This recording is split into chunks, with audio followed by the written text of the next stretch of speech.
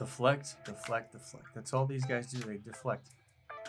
Everything I talk about, they just choose to talk about something else. That's basically the bottom line. That's how you know you're winning. But you know what? For the sake of conversation, let's dive into it.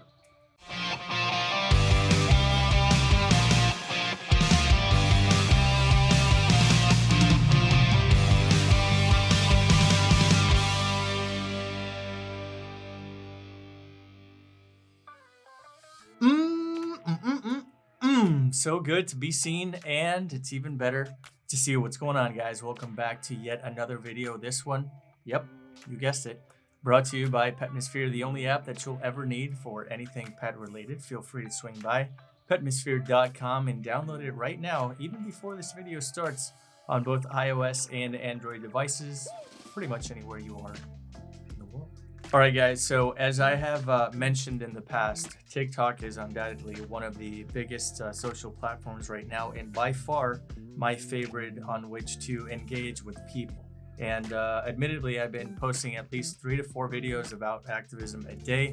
And as you can imagine, I'm getting a lot of replies on that platform, which is why I want to continue to make it the focal point of some of these videos right here on YouTube. So if you love veganism and motivation, I definitely invite you, before we get things started, to go ahead and subscribe, hit that bell so that you don't miss out on yet any of my videos.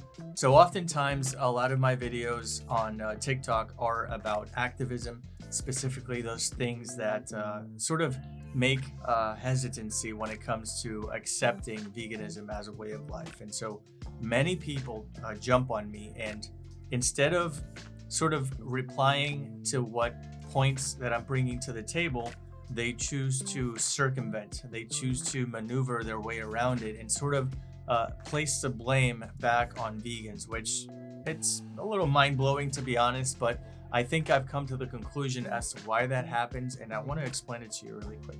Let's take animal agriculture, for example, which we all know is the focal point of veganism as we speak. Sometimes I bring to the table a lot of statistics that are paramount and very important, of which to be aware. And the next thing I know, I'm getting a comment like, hey, there are body parts and animal products in the very cell phone that you use to post as status. Initially, I'm thinking, well, that's what?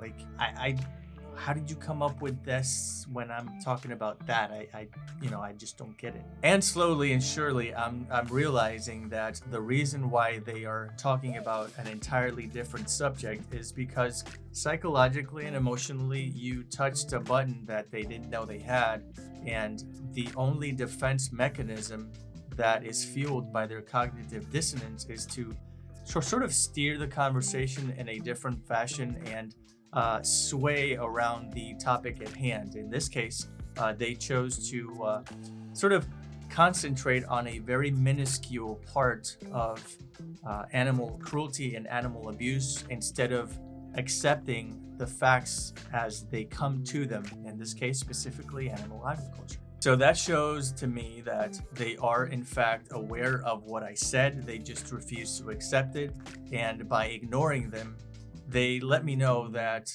they are not in a comfortable position, that I perhaps challenged their way of thinking to the point where they don't feel comfortable even talking about it, and so they choose to steer the conversation in a different direction, perhaps one that is best suited to their debate level, that is best suited to their veganism knowledge and things of that nature. So bottom line, when you see somebody that is, instead of attacking or addressing the points that you bring to the table, they steer the conversation immediately in a whole different direction that perhaps doesn't even have anything to do with what you brought to the table. That's how you know you've got them locked and loaded. That's how you know that you should focus all your time and energy into engaging that person, because it's like that movie Boiling Room.